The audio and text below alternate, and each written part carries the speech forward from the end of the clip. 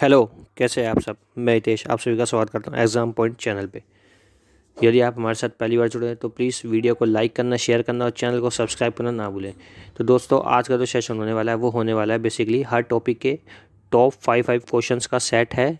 देखते हैं किस तरह के क्वेश्चंस होंगे। और ये SSC MTS में हर बार पूछे जाते हैं, तो ये PYQ का ही एक तरीके का सेशन है। तो चलिए स्टार्ट करते हैं अपने सेशन को, देखते हैं किस तरीके के क्वेश्चंस रहेंगे और कितने आपसे बनते हैं, कितने आपने नहीं पढ़े हैं। तो चलिए स्टार्ट करते हैं। सबसे पहला टॉपिक है हमारा हिस्ट्री का। ठीक है, अब हम देखते हैं पहले हिस्ट्री के अंदर क्या है। आज वैशाली में विश्व का पहला गणराज्य किसके द्वारा स्थापित किया गया था? तो किसके द्वारा किया गया था? आपके पास ऑप्शन दे रखे हैं मौर्य, नंद, गुप्त, ठीक है, यानी कि गुप्त डायनेस्टी या लिच्छवी। तो ऑप्शन नंबर 4 आपका राइट हो जाएगा, लिच्छवी। ठीक है, यानी कि option number D will be our right answer. ठीक है, आपसे भी जानते हैं, आपसे पूछ लेगा मौर्य वंश का फाउंडर कौन था? ठीक है, तो ये आपको पता होना चाहिए, चंद्रगुप्त मौर्य। ठीक है, और आपसे पूछ लेगा नंद वंश का कौन था? तो कौन था? महापद्मानंद। ठीक है, इसे अपरपुरुषराम नाम से भी जाना जाता है, अपरपुरुषराम। और गुप्त वंश की बात करें तो कौन हो जाएगा? श्रीगुप्त। ठीक है, तो चलिए आगे बढ़ते हैं। ऑप्शन नंबर डी हमारा राइट हो जाएगा। अगला क्वेश्चन देखते हैं क्या है। निम्नलिखित में से किस पशु का अंकन सिंधु सभ्यता के मोरों पर प्राप्त नहीं?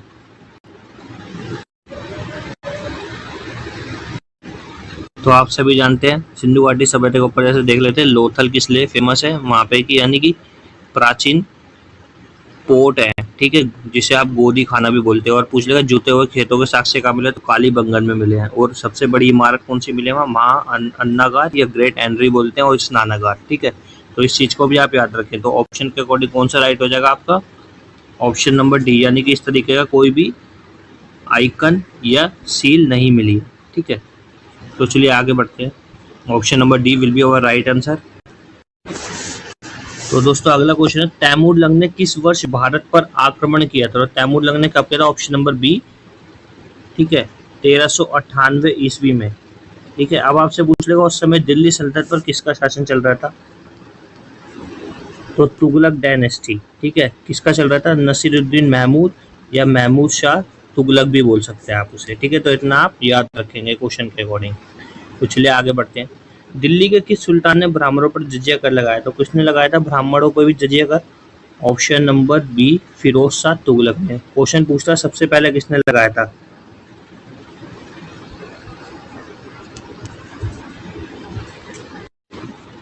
तो सबसे पहले किसने लगाया था दोस्तों? मोहम्मद बिन कासिम ने। तो इतना आप याद रखेंगे। ठीक है, और पूछता है कि ब्राह्मणों पर किसने लगाया था? तो ब्राह्मणों पर लगाने वाला कौन था?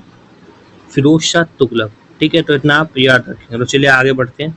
Option number B will be our right answer.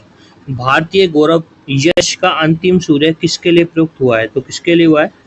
Shivaji, Prithviraj Chauhan या राणा प्रताप सिंह या हेमू? तो किसके लिए हुआ है? ऑप्शन नंबर ए, शिवाजी के लिए। ठीक है, तो इतना आप याद रखेंगे। तो option number A will be our right answer. अब सेकंड क्या आ गया हमारा टॉपिक? जियोग्राफी का। अब देखते हैं जियोग्राफी के अंदर कैसे क्वेश्चन है आज। ठीक है, तो चलिए दोस्तों स्टार्ट करते हैं। फ्रांस तथा स्पेन के बीच सीमा बनाने वाला पर्वत कौन सा है? यानी कि वो बता रहा है कि फ्रांस और स्पेन के बीच जो बॉर्डर है वो किसके बीच में बटा हुआ है। ठीक है, तो कौन सा हो जाएगा आपका? Option number D, Pyrenees. ठीक है, तो option number D will be our right answer. हिमानी झील इटास्का निम्नलिखित नदियों में से किसका स्रोत है? तो किसका स्रोत है दोस्तों? मिसौरी या मिसिसिपी या रायग्रो या लाल नदी? तो किसका है? Option number B, Mississippi river का। ठीक है, तो इतना आप याद रखेंगे। Option number D will be sorry option number B हमारा राइट आंसर हो जाएगा। ठीक है, बी। निम्नलिखित में से किस राज्य में साक्षरता दर सबसे अधिक है? तो पूछ रहा है which of the following states has a highest literacy rate? तो कहाँ पर है? यदि ऑप्शन के अकॉर्डिंग बात करें तो हमारा आंसर हो जाएगा मिजोरम। और यदि सबसे ज़्यादा पूछी जाती है तो सबसे ज़्यादा कहाँ पे है? केरला के अंदर है। ठीक है, और यदि आपसे पूछ लेगा इंडिया का लिटरेसी रेट कितना है? तो 74.4%। ठीक है, तो इतना भी आप याद रखें। Option number D will be our right answer. Hind महासागर में सबसे छोटा द्वीप कौन सा है? तो हिंद महासागर में सबसे छोटा द्वीप कौन सा है? मालदीव। श्रीलंका और इंडिया को कौन सी खाड़ी अलग करती है? तो ये भी आप याद रखेंगे, बे ऑफ मन्नार भी बोल सकते हैं या मन्नार की खाड़ी भी बोल सकते हैं आप, ठीक है। और पाक स्टेट तो आपको पता ही है सबको, ठीक है। तो चलिए आगे चलते हैं। Option number A will be our right answer. पृथ्वी के वायुमंडल की कौन सी परत में ओजोन परत पाई जाती है? तो कौन से में पाई जाती है? समताप मंडल में पाई जाती है। क्वेश्चन आता है कि कौन सा ऐसा स्फीयर या मंडल है जिसके अंदर क्या किया जाता है? हवाई जहाज वगैरह, एयरप्लेन है ये सब, और जेट जो होते हैं वो उड़ान भरते हैं। तो किस में भरते हैं? क्षोभ मंडल में, क्योंकि इसमें क्या है, किसी भी मौसमी परिवर्तन की कोई भी घटना नहीं होती है क्षोभ मंडल के अंदर। और ये पृथ्वी से बिल्कुल सटा हुआ मंडल है, यानी कि सबसे पहला स्फीयर किसे बोलते हैं? ट्रोपोस्फीयर को या क्षोभ मंडल को, ठीक है। तो चलिए आगे बढ़ते हैं दोस्तों। Option number D will be our right answer. अब अगला नेक्स्ट टॉपिक आ गया हमारा कौन सा? पॉलिटिकल साइंस का। तो अब देखते हैं इसमें कैसे क्वेश्चन है, इजी है, मॉडरेट है, कैसे है।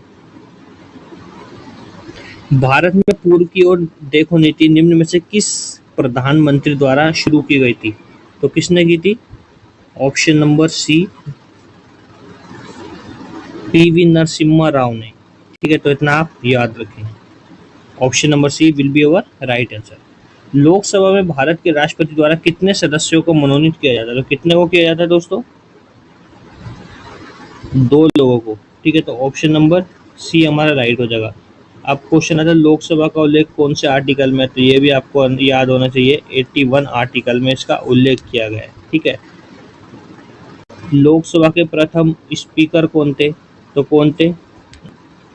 जीवी मावलंकर, यानी कि गणेश वासुदेव मावलंकर। तो इतना आप याद रखेंगे। और इस टाइम कौन है at the present time? Om Birla.